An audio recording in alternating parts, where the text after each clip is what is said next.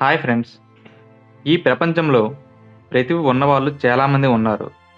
బుద్ధి ఉన్నవాళ్ళు లక్షల్లో ఉన్నారు. కానీ విజయం సాధించిన వాళ్ళు మాత్రం కొద్ది మంది మాత్రమే. ఎందుకని? కారణం ఒక్కటే, క్రమశిక్షణ. చాణక్యుడు అంటాడు, క్రమశిక్షణ లేని మనిషి తన శత్రువునే తనలో పెంచుకుంటాడు. మన శత్రువు ఎవరో కాదు, మన అలసత్వం, మన వాయిదాలు, మన మనసుకు లొంగిపోవడమే. క్రమశిక్షణ అంటే ఏంటి? చాలామంది అనుకుంటారు, క్రమశిక్షణ అంటే కఠిన జీవితం, ఆనందం లేని జీవితం, బలవంతపు నియమాలు కాదు. క్రమశిక్షణ అంటే నీ లక్ష్యం గుర్తొచ్చినప్పుడల్లా నీ అలవాట్లు నీతో పాటు నడవడం. నీకు అలసట ఉన్నా నీ పని నువ్వు చేయడం. నీకు భయం ఉన్నా ముందడుగు వేయడం. అదే క్రమశిక్షణ. క్రమశిక్షణ లేని జీవితం, క్రమశిక్షణ లేని మనిషి ఎలా ఉంటాడో తెలుసా? ఈరోజు కాదు, రేపు చూద్దాం, ఇంకా టైం ఉందలే, ఈ ఒక్కసారే, ఇలా మొదలైన మాటలు చివరికి జీవితాన్ని వాయిదా వేస్తాయి. చాణక్యుడు అంటాడు, సమయాన్ని గౌరవించవాడిని సమయం కూడా గౌరవించదు. క్రమశిక్షణ ఉన్నవాడు ఎవరు? క్రమశిక్షణ ఉన్నవాడు ఎప్పుడూ పెద్దగా మాట్లాడు, తన పని తను చేస్తాడు. వాడు ఓడిపోతాడు కానీ ఆగడు, అలసిపోతాడు కానీ వెనక్కి తగ్గడు. ఎందుకంటే వాడి జీవితాన్ని నడిపేది ఆవేశం కాదు, అలవాటు. ఉదాహరణకు, ఇద్దరు వ్యక్తులు ఉన్నారనుకుందాం. ఒకే ఊరిలో ఒకే పరిస్థితుల్లో ఇద్దరు వ్యక్తులు పుట్టారు. ఒకడు రోజు టైంకి లేచేవాడు, చిన్న పనిని కూడా వదిలిపెట్టడు. మరొకడు ప్రతిరోజు రేపటికి వాయిదా వేస్తాడు.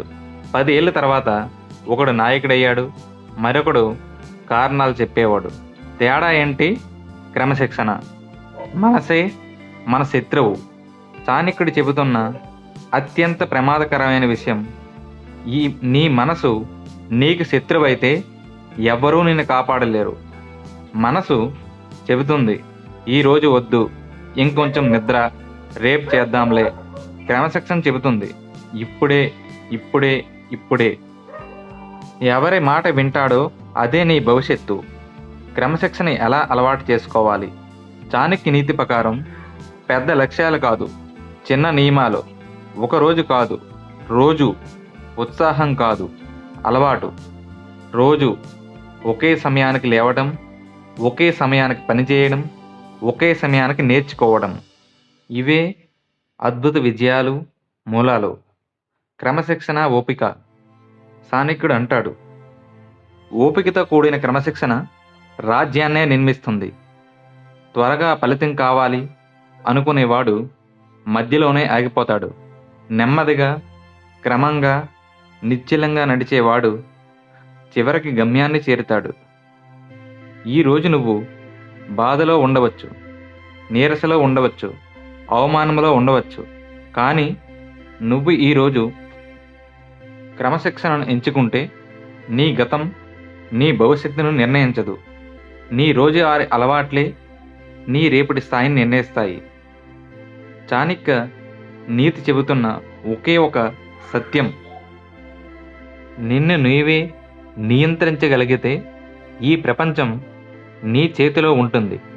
ఈ రోజు నుంచే నీ జీవితంలో క్రమశిక్షణ రాజుగా చేయి. విజయం తప్పకుండా నీ వెంటే వస్తుంది. ఈ వీడియో కనుక మీకు నచ్చితే మా ఛానల్ని సబ్స్క్రైబ్ చేసి సపోర్ట్ చేయండి. మరిన్ని వీడియోల కోసం బెల్ ఐకాన్ని ప్రెస్ చేయండి.